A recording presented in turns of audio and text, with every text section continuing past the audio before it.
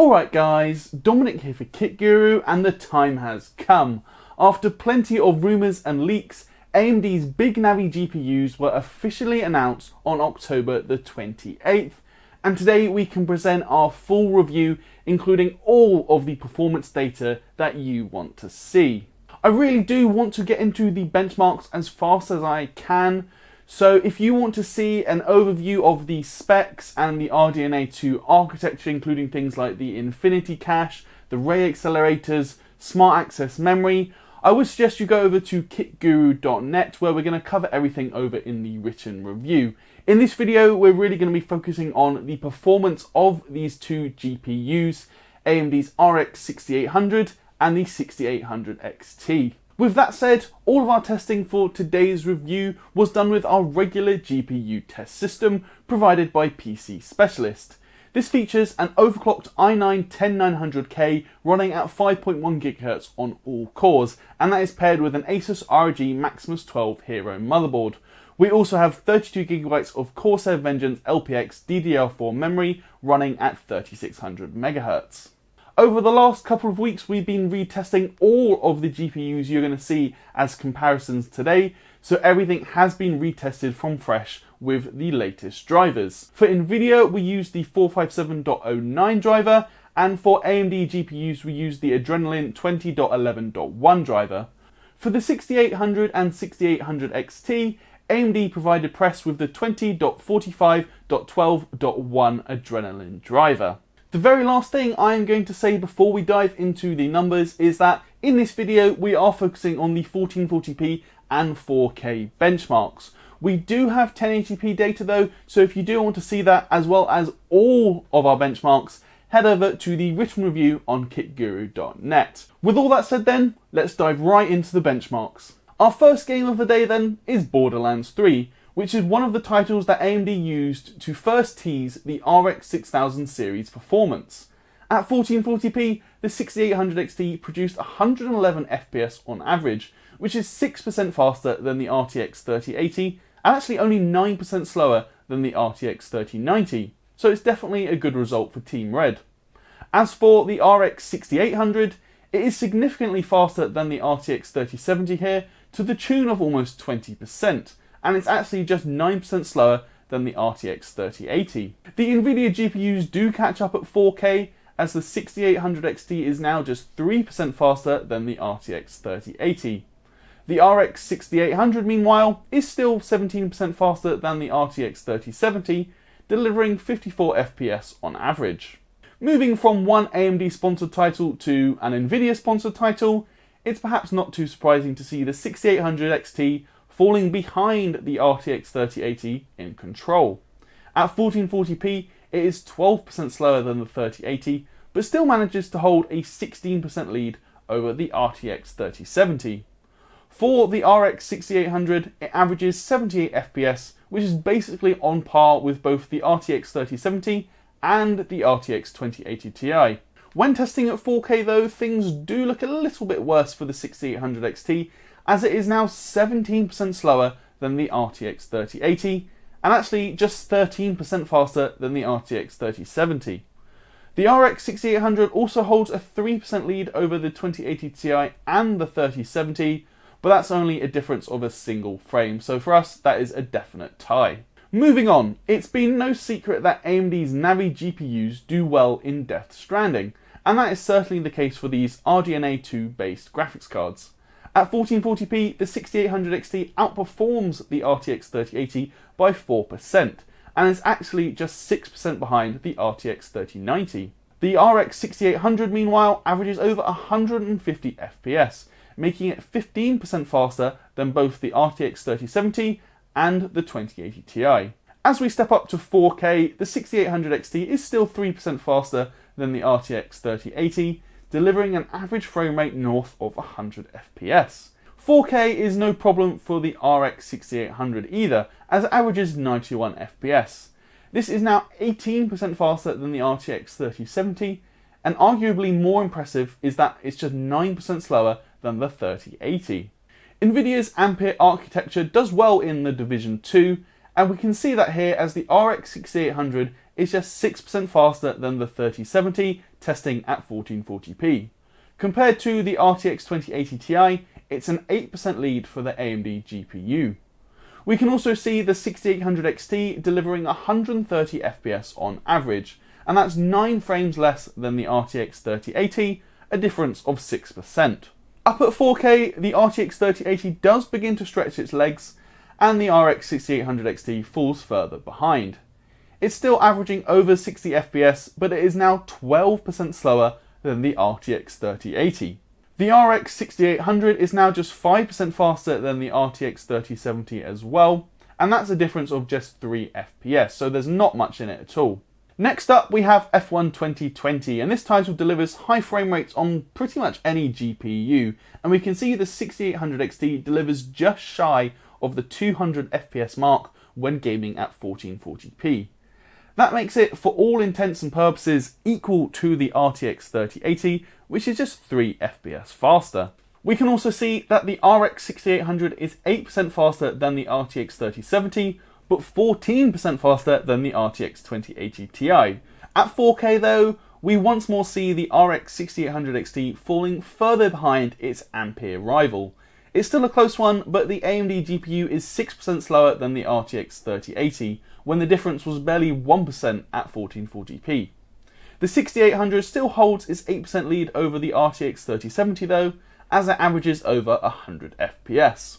Moving on, Far Cry New Dawn's results aren't really that relevant until we hit 4K, as even at 1440p there is clear evidence of a system bottleneck. Focusing on 4K then, this is another very strong title for the RX 6800, as it's just 6% slower than the RTX 3080, while it holds a very convincing 21% lead over the RTX 3070. We can also see a good result for the 6800 XT at 4K, as it outpaces the RTX 3080 by 5%, which isn't bad at all. It's only 6% slower than the RTX 3090 in this title as well. Next we come to Gears 5, which is another AMD sponsored game. At 1440p, it's another small win for the RX 6800 XT when compared to the RTX 3080. The advantage of 5 frames per second works out as a 4% margin of difference. For the RX 6800, it is 13% faster than the RTX 3070 and 16% faster than Nvidia's previous flagship, the RTX 2080 Ti. Bumping up the resolution to 4K, here we can see the RTX 3080 does indeed catch up to the 6800 XT, as both GPUs are sitting pretty on 74 FPS. The RX 6800 meanwhile is able to deliver a 60 FPS experience even at 4K, with leads of 12% over both the 3070 and the 2080 Ti. As for Ghost Recon Breakpoint, at 1440p we can see the RTX 3080 just about edges the RX 6800 XT. AMD's GPU is 4% slower here, but it's still averaging well over 100 FPS. There's not a lot between the RX 6800 and the RTX 3070 in this game either, as at 1440p, AMD's GPU is just 5% faster. Upping the resolution to 4K, however, once more results in the 6800 XT falling further behind its Nvidia rival. From just 4% slower at 1440p, the 6800 XT is now 13% slower than the RTX 3080. As for the RX 6800, this is essentially on par with the 3070 and 2080 Ti at 4K, with just a single frame in it. Next up, it's Metro Exodus, and in this game, the 2080 Ti does a little bit better than the RTX 3070, so it is snapping right at the heels of the RX 6800. At 1440p, AMD's GPU is just 2 frames faster, a difference of a single percent. Meanwhile, the 6800 XT is averaging 160 FPS at 1440p, making it 6% slower than the RTX 3080. Stepping up to 4K now doesn't actually change much this time around, as the 6800 XT is now 7% slower than the RTX 3080. Considering it's still averaging 90 FPS at 4K though, it's not a bad result. At this resolution, the 6800 outperforms the RTX 3070 by 7%. Despite being a slightly older DX11 title, the RX 6800 XT does well in Middle-earth Shadow of War. At 1440p, it averages 126 FPS, which is almost identical performance to the RTX 3080, and there's really nothing to split between the two GPUs here. The RX 6800 also gives a decent beating to the RTX 3070, as it delivers 15% better performance at 1440p. Up at 4K, however, the RTX 3070 does catch up. We can see the RX 6800 still outpacing it by 4 FPS, but that's now a difference of just 7%. There's also a 7% difference between the 6800 XT and the RTX 3080 at 4K, with the AMD GPU 7% slower than its Nvidia counterpart. Red Dead Redemption 2 now is one of the most demanding titles in our set of games, and at 1440p we see the 6800 XT averaging just under 90 FPS. That's just fractionally behind the RTX 3080 though, so it's a definite tie at this resolution. Meanwhile, the RX 6800 scores another tidy win over the RTX 3070, delivering an extra 15% performance. Stepping up to 4K now, and yep, you guessed it, the 6800 XT is now trailing the RTX 3080 by a bigger margin, from barely 1% difference at 1440p up to 7% at 4K. We can also see the 6800's lead over the RTX 3070 has shrunk down to 11%. Next up, we can see the 6800 XT is very competitive in Shadow of the Tomb Raider. At 1440p, there's basically no difference between this GPU and the RTX 3080, with both delivering over 130 FPS. The RX 6800 is also 11% faster than the RTX 3070 and 10% faster than the RTX 2080 Ti. Increasing the resolution to 4K doesn't really change the overall picture. The 6800 is still 11% faster than the RTX 3070, and it is now 9% faster than the 2080 Ti. The 6800 XT though does fall 7% behind the RTX 3080. Moving on though, Total War games do tend to prefer Nvidia hardware, and that is the case in Total War Saga Troy. At 1440p, the 6800 XT is 13% slower than the RTX 3080, which is one of the biggest margins we have seen today. The 6800, meanwhile, is actually slower than the RTX 3070. Not by much, but this only happened one other time across the 14 games we tested. Up at 4K, the picture doesn't really change either, as the 6800 XT is 14% slower than the RTX 3080. For the RX 6800, however, it does manage to equal the RTX 3070, with both GPUs averaging 45 frames per second. Finally, we close our game benchmarks with Watch Dogs Legion. Despite being another Nvidia RTX title, the RX 6800 XT is 3% faster than the RTX 3080 when testing at 1440p, and it's only 6% behind the RTX 3090. The RX 6800 though is barely any faster than the RTX 3070, with just a 3% margin between the two. As for 4K, we do see the 6800 XT fall further behind, as it comes in 9% slower than the RTX 3080. The RX 6800 also falls behind the RTX 3070, although the difference is just 1 FPS, so it's hardly a big deal.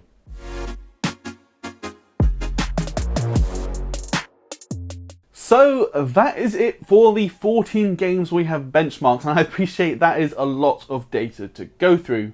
Here we're just going to take a look at the big picture overview, giving you an average FPS for each GPU at 1440p and 4K. At 1440p then, we can see the RX 6800 XT comes in on average 2% slower compared to the RTX 3080. Meanwhile, the RX 6800 is on average 9% faster compared to the RTX 3070. Looking at 4K now, the 6800 is still 9% faster than the RTX 3070, but we do see the 6800 XT fall a little bit further behind compared to the RTX 3080, as it is on average 6% slower here. It's still not a lot, but it is interesting to see the 6800 XT does best, relatively speaking, at the lower resolution. As a final comparison, the 6800 XT is itself 13% faster than the 6800 at both 1440p and 4K. Both GPUs are clearly delivering some very competitive performance then, and using those average frame rates we can indeed work out cost per frame using the UK prices. We were told that the RX 6800 is going to cost £529.99 here in the UK, while the 6800 XT has an MSRP of £599.99. Looking at the 1440p data then, we can see both the 6800 and 6800 XT actually deliver better value than the RTX 3080. The 6800 XT, for instance, is 5% cheaper per frame. However, for Nvidia, we can see the 3070 is firmly at the top of the chart, as it is 4% cheaper per frame compared to the RX 6800. At 4K, things do move a little bit, as the 6800 XT actually edges ahead of the 6800, and it is still 3% cheaper per frame compared to the RTX 3080. Meanwhile, at 4K, the 3070 is 2% cheaper per frame when compared to the RX 6800, so there's not a lot in it either way. But what about ray tracing, I hear you ask? So far we've only looked at traditional rasterization performance. And yes, the RX 6000 GPUs do now support ray tracing, with each compute unit housing one ray accelerator. Here we're going to go back and look at Control and Shadow of the Tomb Raider, two games which support DirectX ray tracing, and see just how well the RX 6000 series GPUs perform.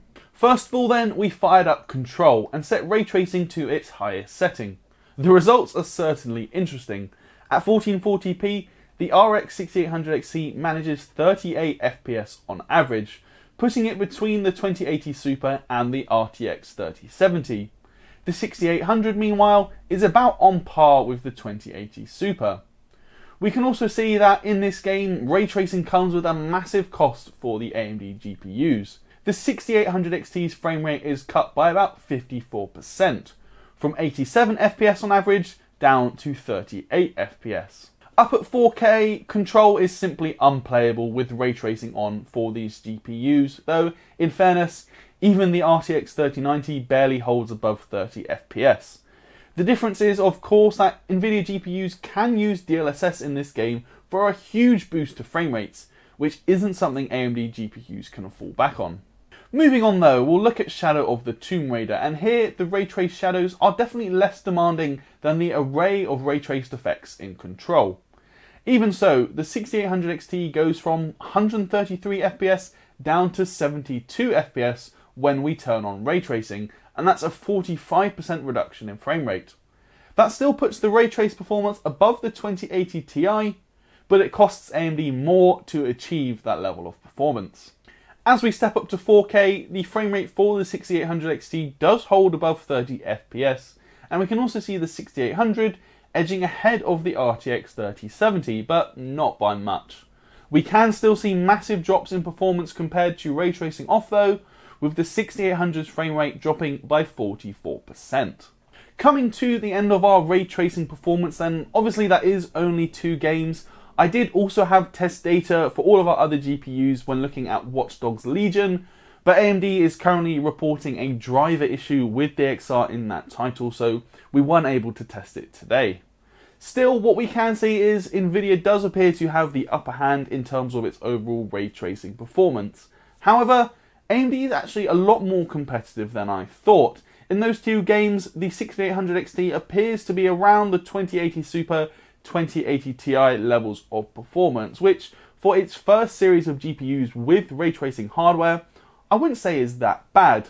I do still believe that traditional rasterization performance is much more important to gamers than ray tracing performance, but at least those who go out and buy one of these new GPUs will have the option to enable ray tracing in games that support it. Moving on to put gaming performance behind us now, it's time to have a look at AMD's new reference coolers. With both the 6800 XT and 6800 sharing essentially the same overall design, the main difference is that the 6800 XT is a 2.5 slot card compared to the traditional dual slot thickness of the 6800. The die-cast aluminium shroud certainly feels premium in the hand, and personally I think this is the best looking reference design AMD has yet produced. But how does it perform in terms of its thermals and noise levels? Well, if we kick off with a look at the temperatures, over our 30-minute stress test, it is clear that the RX 6800 is the cooler running card. it saw a peak GPU temperature of just 69 degrees during our testing, and that is compared to a peak of 81 degrees for the 6800 XT. That result is actually on par with the old Vega 64 blower style cooler, which doesn't look so good for AMD's new triple fan design. However, there is more to the story, and that becomes obvious when we look at noise levels. AMD has clearly had enough of all of the flack it has taken for making loud reference designs, and it has tuned the 6800 XT to be almost inaudible. We measured noise levels at just 36 decibels, making it quieter than even the RTX 3070 Founders Edition, and that was with the fan spinning at 40% or about 1350 RPM. The 6800 is slightly more aggressive meanwhile, with its fans at 1680 RPM, but even then that only produced 39 decibels on our sound meter, so it's very impressive stuff from these reference designs. Of course, with the 6800 XT running at 80 degrees, but the fan spinning so slowly, there is clearly a lot of headroom to set a custom fan curve and increase noise a little bit, but reduce temperatures. So we retested the thermals, but with noise normalised to 40 decibels, increasing the fan speed from the 6800 XT from 1350 RPM up to 1720 RPM. That resulted in a 10 degree drop to the peak edge temperature, while the junction temperature dropped from 98 degrees to 85 degrees. Next up, we plot the GPU's clock speed under load, and despite the fact that the 6800 has a lower rated boost clock compared to the 6800 XT, we actually saw it run faster. Aside from both GPUs having a couple of dips in its frequency, which you can see in this chart, the 6800 averaged bang on 2200 MHz, while the 6800 XT averaged 2173 MHz. Both are highly impressive frequencies overall and represent a boost of several hundred megahertz compared to the RX 5700 XT, despite remaining on the same 7nm process. It will be fascinating to see how AMD's partners can potentially push these clocks even further. As for power draw now, total system power draw for the 6800 XT came in at just under 420 watts, so not actually that much more than Vega 64. The 6800 is clearly less power hungry though, with the whole system pulling about 360 watts. However, we also use Nvidia's PCAP tool to measure power draw of the graphics card only, giving us much more accurate data. Here we can see that the 6800 XT is pretty much bang on with its rated power limit of 300 watts, averaging 298 watts in our testing. The 6800 though draws a bit less than its 250 watt rating, with an average power consumption of 237 watts. Using this data with the average frame rates we showed earlier in the review, we can take a look at performance per watt, and my word, from the sheer inefficiency of Vega 64, which actually launched just 3 years ago, AMD is now tied with Nvidia and the RTX 3070 for the most power efficient GPU going. At both 1440p and 4K, the RX 6800 is just as efficient as the 3070, and we can also see the 6800 XT is actually more efficient than the RTX 3080. It's not by much, but a win is a win. This really does represent a remarkable turnaround for AMD, and again, all while on the same 7nm node as the 5700 XT. Just before wrapping up then, I will also touch on manual overclocking. Here, I was actually able to do better with the 6800 than I was with the 6800 XT. Using AMD's Wattman, for both GPUs we pushed the power limit up to its maximum value, so 115%, and then for the 6800 I was able to set a maximum frequency of 2600 MHz, while for the 6800 XT my best result came at 2400 MHz. In practice, this resulted in the 6800 bouncing between 2400 and 2500 MHz, while the 6800 XT bounced between 2300 and 2400, so still a reasonable boost. For the memory, I was able to max out the slider at 2150 MHz for the RX 6800, but for the 6800 XT doing the same actually resulted in performance degradation, so I left it at 2100 MHz. With all that said, it's not a surprise to hear that performance gains from overclocking were definitely bigger for the RX 6800, as we saw gains of around 9% in the titles we retested. For the 6800 XT, this figure was more like 5%, so it's okay, but not an amazing overclock. We will try more overclocking with custom cards to get a better idea though, as I'm currently not sure if the 6800 XT just doesn't overclock that well, or if my particular sample is just a little bit weak. So then, that brings us to the end of this video, and no doubt about it, AMD has delivered two highly impressive GPUs in the form of the RX 6800 and the RX 6800 XT. Forgetting the competition just for a moment, it is staggering to see what AMD has done with RDNA 2 compared to the first generation RDNA products. These 6800 and 6800 XT are both significantly faster and significantly more power efficient than the likes of the RX 5700 XT, and that is hugely impressive considering it's the same 7nm process. Those improvements simply put AMD in a very strong position when up against Nvidia and its Ampere lineup. Starting with the RX 6800 XT, it is better value for both 1440p and 4K gaming when compared to the RTX 3080. It's not quite as fast across the board, it is on average 6% slower at 4K, but with its lower price, it does deliver better cost per frame.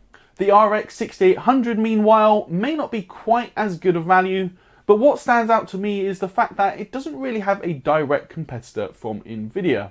Its MSRP is about £60 higher than the RTX 3070, so it slots pretty neatly between the 3070 and the 3080. If we compare the 6800 in a head-to-head to the 3070 though, it is on average 9% faster at 1440p and 4K, although its cost per frame is a little worse. Even so, you can still make a very compelling argument because it's kind of on a segment of its own. If you have over £500 to spend on a graphics card but maybe don't want to go all the way up to the 6800 XT, then the 6800 is really the only option around that price point. Of course, and while I do want to do further testing on this, Nvidia does currently have the upper hand in terms of its ray tracing abilities, while it also has DLSS, which currently AMD has no answer to. Still, as much as those technologies definitely are becoming more prevalent, I think it's the everyday gaming performance that most of us are interested in, and there AMD has definitely stepped up to the plate with its RX 6800 series.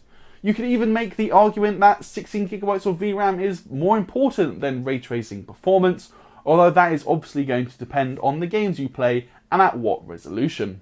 In a nutshell though, the 6800 XT goes blow to blow with the RTX 3080, and it does deliver better value for 1440p and 4K gaming. I wouldn't say it's a knockout blow though, and the RTX 3080 is definitely not dead, as you can make compelling arguments for either GPU depending on your personal preference and how you like to play games. Still, we are now in a situation where Nvidia is not the default option, it's not the go-to option for a high-end graphics card, and that is something that would have been unthinkable just a few years ago. So guys, that is going to do it for this review. If you liked it, toss me a thumbs up, let me know your thoughts down below. Are you going to try and buy a Big Navi GPU?